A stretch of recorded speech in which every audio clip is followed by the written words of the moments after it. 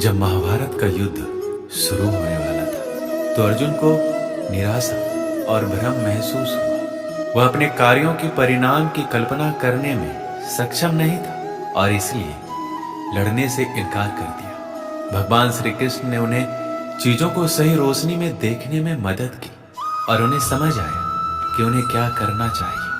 भगवत गीता के कई महत्वपूर्ण श्लोक हैं जो हमें ये समझने में मदद करते हैं कि हमें क्या और क्यों करना चाहिए। विभिन्न परिस्थितियों से हमारी भूमिका और वे हमारे दृष्टिकोण को कैसे आकार देते हैं। श्री कृष्ण द्वारा अपने विचारों पर ध्यान दो क्योंकि वह तुम्हारे शब्द बनेंगे। अपने शब्दों पर ध्यान दो क्योंकि वह तुम्हारे कर्म बनेंगे। अपने कर्मों पर ध्यान दो क्योंकि वह तुम स्वयं बनोगे। गलती उसी से होती है जो मेहनत से काम करता है।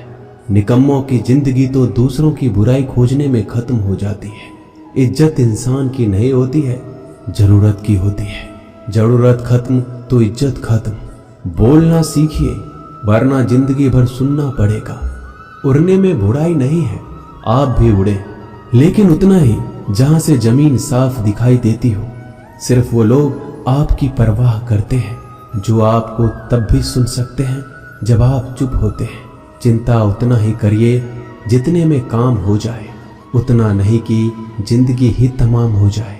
आप अपने शब्दों को चाहे जितनी भी समझदारी से बोलिए लेकिन सुनने वाला अपनी योग्यता और अपने मन के विचारों के अनुसार उसका मतलब निकालता है।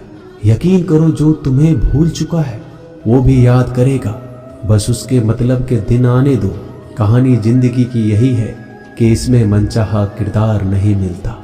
जिंदगी तो अपने दम पर ही जी जाती है। दूसरों के कंधों पे तो सिर्फ जनाजे उठाए जाते हैं। आपकी मुस्कान आपके चेहरे पे भगवान के हस्ताक्षर है। उसे अपने आंसुओं से धुल लें या क्रोध से मिटने ना दें। कोई भी व्यक्ति हमारा मित्र या शत्रु बनकर संसार में नहीं आता। हमारा व्यवहार और शब्द ही लोगों को मित्र और शत्रु बनाता है। जो व्यक्ति हर वक्त दुख का रोना रोता है उसके द्वार पर खड़ा सुख बाहर से ही लौट जाता है। जिसके पास उम्मीद और आस है वो जिंदगी के हर इम्तिहान में पास है। हर कोई अपना नहीं होता और यही सच है। कितने अजीब है ये जमाने के लोग। खिलौना छोड़कर जज्बातों से खेलते हैं। महान दिमाग विचारों की चर्चा करता है, औसत दिमाग घटनाओं की चर्चा करता है और छोटा दिमाग लोगों की चर्चा करता है। अहंकार ना पालिए जनाब, वक्त के समंदर में कई सिकंदर डूब गए। इन 5 जगहों पर हमेशा चुप रहना सीखिए। पहला, जहां आपके शब्दों की कोई कीमत नहीं। दूसरा, जहां बोलने के बाद आपको पश्चाताप ना करना पड़े। तीसरा, अगर आपके बोलने से किसी का दिल दुखता हो। चौथा, अगर आप गुस्से में हो, क्योंकि इंसान गुस्से में बिना कुछ सोचे समझे कुछ भी बोल देता है। और पांचवा, जहां आपको समझदारी से कोई सुनने वाला ना हो।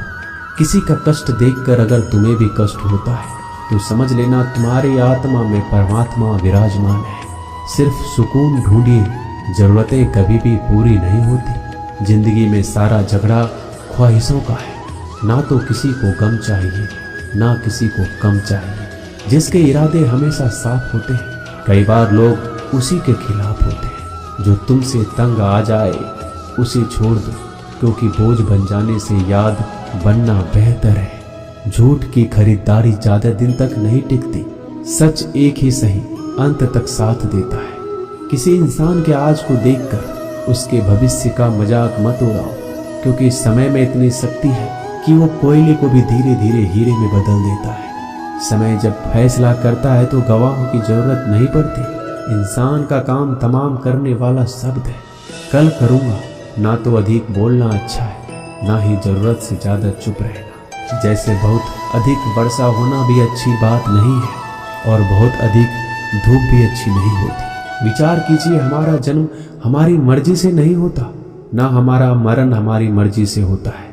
इस जन्म मरण के बीच में होने वाली सारी व्यवस्था हमारी मर्जी से कैसे हो सकती है। जिंदगी में हर मौके का फायदा उठाओ पर किसी के मजबूरी का नहीं।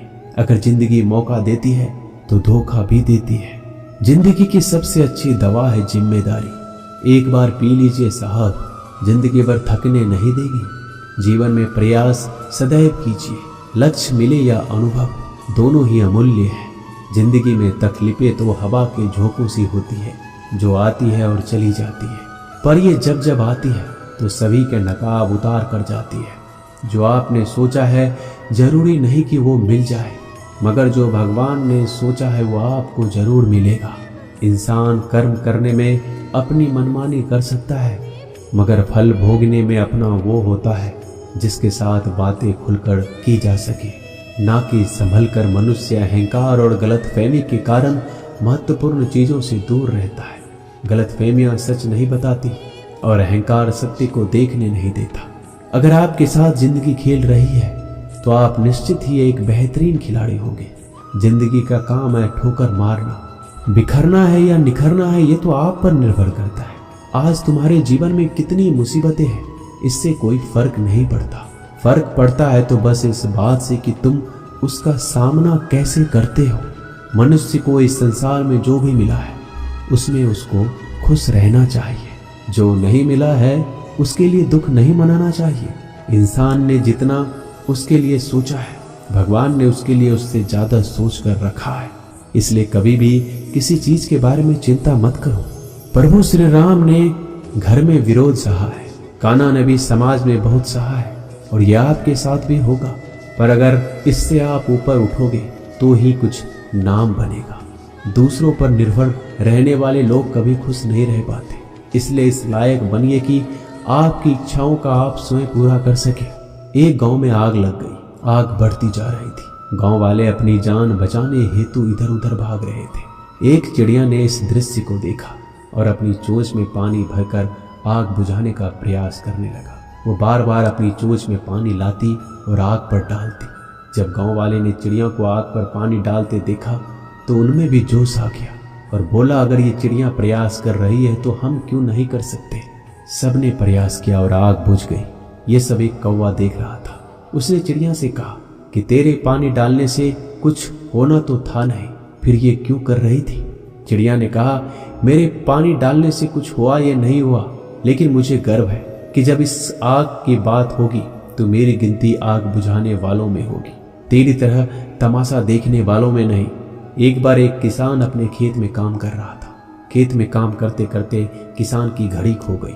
कुछ साल पहले ये घड़ी किसान को उसके पिताजी ने दी थी, इसलिए वो घड़ी उस किसान के लिए बहुत कीमती थी। अब किसान सब काम छोड़कर घड़ी ढूंढने लगा, लेकिन बहुत देर होने के बाद भी वो घड़ी नहीं मिली। तभी किसान ने पास में खेल रहे बच्चों को बुलाया और उनसे कहा, बच्चों, इस खेत में मेरी घड़ी गुम गई है। मैं बहुत देर से घड़ी ढूंढ रहा हूँ। तुम में से जो मेरी घड़ी ढूंढने में मदद करेगा, मैं उसे एक इनाम दूंगा।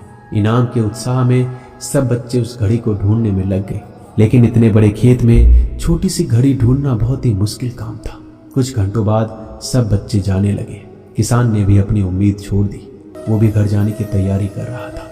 आखिर में एक बच्चा किसान के पास आया और बड़े शान से कहा कि सब बच्चे चले गए, बस मुझे थोड़ी देर और घड़ी ढूंढने दीजिए। किसान ने कहा, ठीक है, मैं कुछ देर बाद आता हूँ, तुम देखो जब तक घड़ी मिलती है या नहीं। किसान जब 20 मिनट बाद आया तब बच्चे के हाथ में घड़ी थी। किसान आश्चर्यचकित हो गया और बच्चे से पूछा कि इतना जल्दी तुमको घड़ी कैसे मिल गई। बच्चे ने कहा, सब जा चुके थे। अब इतनी शांति थी कि मैं धीरे धीरे पूरे खेत में घूमकर आवाज सुनने लगा।